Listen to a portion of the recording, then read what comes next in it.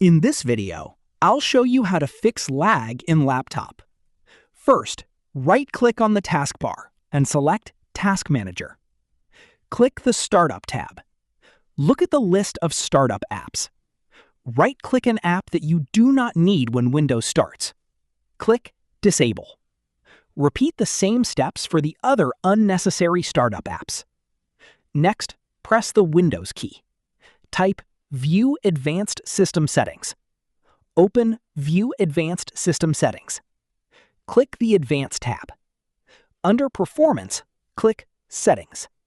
Select Adjust for Best Performance. Click Apply. Click OK. Click OK again to close the window. Restart your computer to apply the changes. After the restart, check if your computer runs faster and responds more smoothly. That's it.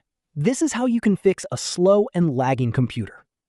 If you found this video helpful, don't forget to like the video, subscribe to our channel, and press the bell icon for more tutorials.